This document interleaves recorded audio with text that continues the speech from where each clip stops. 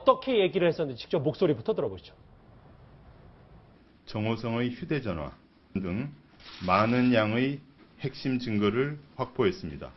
휴대전화 녹음 파일 등 광범위한 증거 자료를 종합하여 대통령에 대하여 대면 조사가 불가피하여 이를 거듭 요청하였으나 결국 조사가 이루어지지 않았고.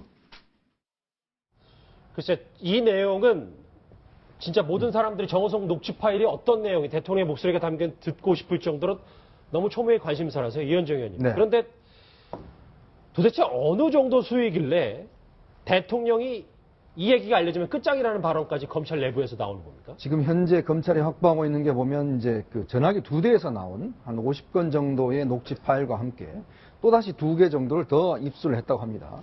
그러니까 2012년 대선 전부터 그 전 내용도 이제 포함되어 있다는 이야기죠. 근데 이제 일부 검사들이 이걸 들어보고 정말 가슴이 떨려서 말을 하지 못하겠다고 할 정도로 박근혜 대통령의 무능에 대해서 굉장히 붕괴했다고 합니다. 지금 뭐 흘러나오는 이야기를 들어보면 특히 이제 최순실 씨가 갑이고 대통령의 을인 상황, 이런 상황들이 이 내용 속에서 상당히 녹여져 있다라는 우리가 것이죠. 생각했던 것보다 더 가불관계다. 그렇죠. 왜냐하면 박 대통령이 뭔가 지시하고 뭔가 이런 것이 아니고 오히려 최순실 씨가 주인이고 박근혜 대통령이 이를 따라했던 그런 어떤 내용들이 상당히 많이 있다는 게 이제 이 내용의 굉장히 충격적인 내용입니다. 예. 더군다나 대통령의 부속실장이라고 할 수 있는 정호성 비서관이 오히려 그걸 중간에 전달해 주면서 내용들, 또 정호성 씨 같은 경우는 대통령의 비서지 않습니까? 예. 근데 대통령한테는 꾸지람을 듣지 않고 오히려 최순실 씨한테 꾸지람을 듣는 이러한 행태가 이제 벌어졌다는 것이죠. 그렇다고 본다면 그동안 국정이 사실상 박근혜 대통령의 중심적으로 운영해 간 것이 아니라 정말 최순실 씨가 장외의 대통령이 움직인 것이 아닌가, 이런 것들을 구체적으로 증명해 줄 수 있는 내용들이 있다는 것 자체가 상당히 충격적입니다. 예, 박 변호사님, 네. 이제 이런 내용들을 검찰이 언론에 조금씩 흘리는 건데 아무래도 박 대통령 압박용이다 이렇게 볼 수 있을까요? 그렇죠. 조사에 임하지 않으니까 조사에 임하라는 어떤 압박, 또 그리고 이제 대통령 측에서는 뭐 사상 누각이라든지 상상과 추측, 뭐 소설로 된 공소장 이런 얘기를 했었거든요. 그거에 대한 반박으로 아마 흘리는 내용이라고 보입니다. 예. 아마 내용 자체는 사실 이래요.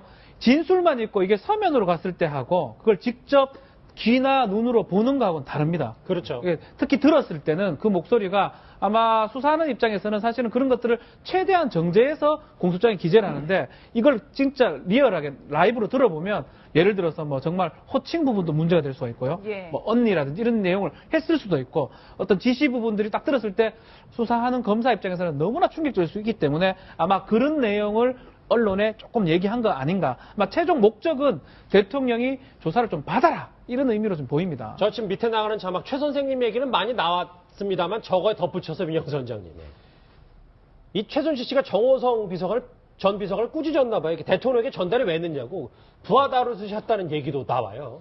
참 그 믿어지지 않는 일이고 있을 수 없는 일인데, 그 이원정 전 비서실장의 말씀처럼 봉건 왕조 시대에도 있을 수 없는 일이 지금 이렇게 있다.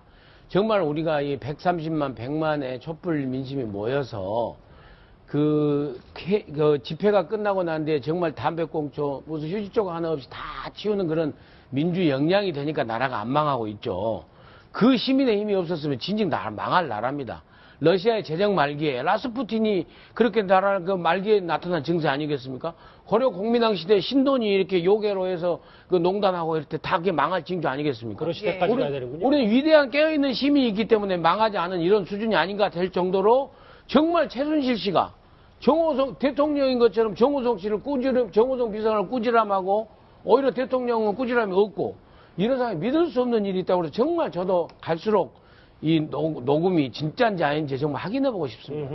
네, 그런데 저희가 키워드에서도 짚어봤듯이 박 변호사님, 네. 지금 핵심은 지라시라고 볼 수 있는데 그렇죠. 도대체 어떤 내용이 돌고 있는 건가요? 먼저 사설 증권정보지에서는 이 내용들이 다 돌고 있습니다. 일단은 대통령하고 정호성 비서관이 얘기했던 부분도 있고요. 또 정호성 비서관하고 또 최순실 씨하고 얘기했던 부분이 있는데, 대통령이 얘기했던 부분에는 어떤 내용이 나오냐 하면 최 선생님이라는 표현이 나옵니다. 이거는 계속적으로 보도가 됐었죠. 최 선생님이 말씀하신 내용 빨리 처리하라고 하십니다라고 정호성 비서관이 그렇게 보고를 하면 최 선생님께 잘 말씀드려요라는 이런 내용이 사실 있고요. 다시 한번 잠시만요. 다시 한번 정리하자면 두 가지인데요. 찌라시 내용이 예. 중요한 게 정호성 비서관이 대통령한테 전화했던 내용입니다. 예. 이 내용은 최 선생님, 최순실을 최 선생님이라고 표현하고 빨리 처리하라고 하십니다라고 표현하죠. 압존법이라 그러는데 하십니다. 그것도 좀 그렇고요. 두 번째 대통령이 어떻게 답변을 하냐면 이번 주 내로 처리될 것이니까 최 선생님께 잘 말씀드려요라고 답변합니다. 예. 요거는 뭐 요거대로는 뭐 그렇게 볼 수 있지만 더 문제는 두 번째 정호성 비서관하고 최순실하고 녹음 내용입니다. 이거 지라시에 이제 보고된 내용은 어떻게 저건 되냐면 어디까지나 지라시입니다. 증거가 증거가 정보지잖아요. 정보지입니다. 그거 어떻게 되었어라고 반말을 하니까 대통령님께 잘 보고했습니다라고 얘기를 하고 그런데 왜 이때까지 안 해? 빨리 독촉해서 모레까지 하라고 해라고 얘기를 하고요. 하명대로 하겠습니다. 다시 독촉하겠습니다 했는데 결국 정호성 비서관이 대통령한테 대하는 모습하고 최순실한테 대하는 모습이 다르고요. 최순실 입장에서는 몰라 저 부분만 됐기 때문에 문제지만 최순실은 대통령을 조금 밑에를 보는 듯한 아니면 최소한 정호성을 통해서 그걸 전달하는 듯한 그런 뉘앙스이기 때문에 저게 맞다고 하더라도 상당히 문제가 되는 그런 상황입니다. 저희가 뭐 찌라시만 일부 보여드리면서 하는 게 언론은 아니니까 저 진위 여부도 확인해봐야 그렇죠. 되고 물론 뭐 정말 진짜 진실은 검찰만 안 그러고 있지만 이현정 의원 네. 저 찌라시 내용이 어느 정도 신빙성이 된다고 보세요? 그러니까 지금 이제 이 찌라시 내용은 이제 구체적인 이제 어떤 멘트가 나온 거 않습니까? 근데 그 전에 나온 이야기, 검찰에 흘러나온 이야기는 그러니까 대통령과 이제 그러니까 이 정호성 비서관의 이야기, 또 그러니까 정호성 최순실 씨가 정호성 비서관한테 했던 이야기들. 예. 그러니까 굉장히 정호성 비서관한테 최순실 씨가 다그치면서 이야기했다. 왜 이게 안 되느냐는 이야기했다. 아마 그것에 대한 구체적인 내용 같아요. 예. 모르겠습니다만 그런 내용들을 토대로 해서 누가 저런 멘트를 만들었는지는 모르겠어요. 예. 근데 이제 지금까지 검찰에서 기자들이 취재한 바로는 저 취지입니다, 사실은. 그러니까 취지는 똑같습니다. 아, 저런 내용이 있을 수도 있다는 그렇죠. 얘기입니다. 왜냐하면 이제 저런 구체적인 멘트는 뭐 누가 만들었는지 중간에 지라시에서 만들었는지 모르겠지만 지금 전체적인 큰 틀, 즉 대통령이 최 선생님한테 가서 빨리 이걸 컨펌 좀 해라라든지 뭔가 그쪽의 결정을 기다리는 듯한 내용들 이야기 있었고 최순실 씨는 오히려 정호성 비서관을 자꾸 다그치고 자꾸 하면서 빨리 독촉했던 이러한 정황들이 있는 것들이 이건 사실이거든요. 근데 문제는 이제 저 구체적인 어떤 멘트 자체는 제가 아직까지는 확인이 이해가 됩니다. 됐어요. 예. 네, 정말로 저 녹음 파일이 만약 공개가 되면 진짜 촛불이 10초 만에 횃불이 될 수도 있을 것 같아요.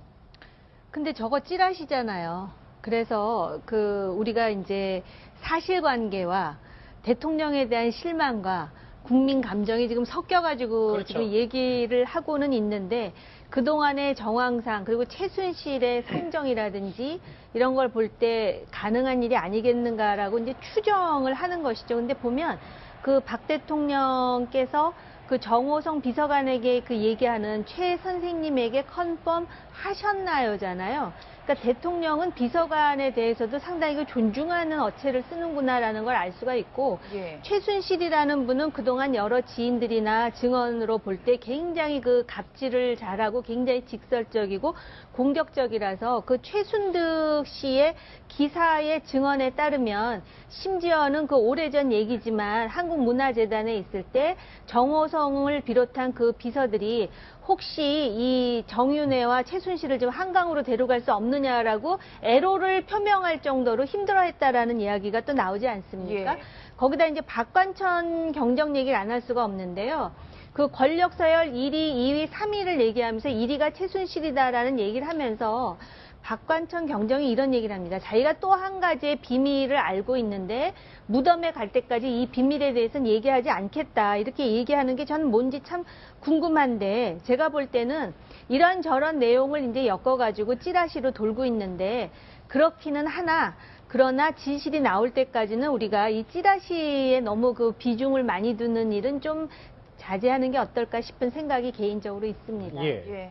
예, 근데요, 정말 이게 이 녹음 내용이 안 들려줬으면 좋겠어요. 제 판단에. 왜냐면은, 궁금하진 않으세요? 아니, 궁금한데 이 정도로 이게 저렇게 서면으로 나왔으면 됐지. 우리가 엊그저께 그 김모 부장검사 얘기 생각나시죠? 그 김모 부장검사가 친구한테 어떻게 해서 그건 답변을 어떻게 했대. 그게 실질적으로 우리 이 뉴스 특급을 통해서 국민 시청자한테 들어보니까 우리가 그 말이 설명이 필요 없잖아요. 그 검찰에 대한 부장검사에 대한 검찰에 대한 분노, 실망감이. 근데 만약에 저런 내용이 정말로 대통령 육성으로 사실로 우리한테 들려진다고 하면은 바로 그날로 누가 대통령을 대통령이라고 생각하겠습니까? 예. 전 그래서 정말 국기 차원에서 저 내용은 육성으로 좀 안 들려줬으면 좋겠는데 그 내용만으로 지금 실망스럽습니다. 완전히 그러니까 뭐- 1+1 대통령. 물론 지금은 호기심이 대단한 전 국민적 관심이 높지만 막상 들었을 때 글쎄 자괴감은 정말 이루 말할 수 없겠죠. 근데 아까 잠깐 나왔던 게 저게 미확인 증권과 정보지 얘기잖아요. 그렇죠. 박준 변호사님. 그런데 검찰이 저 찌라시 내용이 도니까 별거 아니다라고 한 발 빼는 게 이게 작전입니까? 검찰의 뭐. 검찰이 그렇습니다. 뭐 검찰 충분히 저럴 수 있죠. 변호인 입장에서 뭐 사상 누가이라는 얘기도 하고 이러니까. 근데 지금 어떻게 얘기하냐면 별게 아니고 일상적 대화 내용이고 공무상 비밀누설, 정호성 공무상 비밀누설을 입증할 그 정도밖에 안 된다고 한 발을 빼는 모습이거든요. 네. 이래 뺄 것 같으면 처음부터 얘기를 하지 말았어야 됩니다. 검찰은 사실은 공소장으로 얘기하는 거거든요. 예. 그 정도는 얘기가 가능해요. 공소장에 모든 게 담겨져 있고 공소장에서 입증을 못하면 재판 과정에서 증인을 불러가지고 입증을 하고 물증을 직접 그때 내는 거예요. 예. 녹음을 튼다든지 예. 그렇게 해야 되지 계속 뭐 10햇불이 된다, 10초만 들으면 어떻게 된다 그런 얘기를 한다는 것 자체가 검사로서 조금 좀 바람직하지 않는 모습이 아닌가. 너무 언론 플레이를 하는 예, 거다. 왜냐하면 그 내가 이해는 합니다. 사상 누각 얘기하고 이러니까 상당히 불쾌했을 대통령이 겁니다. 대면 조사를 안 받는다고 하니까. 그게 불쾌했기 때문에 할 수는 있지만 그렇다고 하더라도 적법한 절차에서 해야 되지. 이거는 검사는 공소장으로 얘기해야 되고 공소장이 만약에 입증이 번복될 것 같으면 그때 법원에서 그 증거 자료를 내야 되는 게 맞습니다. 예. 아니 물론 이제 특검을 앞두고 있고 그동안에 검찰 신뢰가 사정없이 떨어지고 또 검찰 조직의 이해라는 게 있겠죠. 그럼에도 불구하고 검찰이 일관성 있게 행동하는 부분 하나가 있습니다. 살아있는 서슬퍼런 권력 앞에서는 쩔쩔매면서 신여 역할을 하다가 죽어가는 권력에 대해서는 하이에나처럼 달려든다라는 그런 불필요한 오해를 받을 수 있습니다. 조금 전에 말씀하셨듯이 예. 공소장으로 얘기하십시오. 율사답게. 그래서 박 대통령이 지금 어떤 농단을 했는지에 대해서 모두 다 실망하고 있지만 이런 부분에 대해서 법으로 이야기를 하는 것이 검사다운 것입니다. 이 찌라시 뭐 10초만 하면은 횃불 들 것이다 그랬다 이제 와서 발 빼고 뭐 이런 식의 어떤 그리고 형사 8부서부터 시작을 해가지고 그동안의 검찰의 행보가 과연 떳떳하고 당당했느냐를 예. 스스로도 좀 반추하는 계기가 됐으면 좋겠습니다. 근데 우리가 검찰에 대해서 물론 뭐 그게 원칙입니다. 원칙인데 지금까지 검찰의 수사를 하는 거 보면 결국 검찰은요 권력에 대해서 민감할 수밖에 없어요. 왜냐 모든 인사권을 다 가지고 있지 않습니까? 지금 다 우병우 지금 임명했던 사람들 아니겠습니까? 예. 그런 측면을 볼 때는 검찰이 나름대로 또 지금 국면을 또 헤쳐나갈 수 있는 방법 이게 예전부터 다 해왔습니다. 그런 수법들을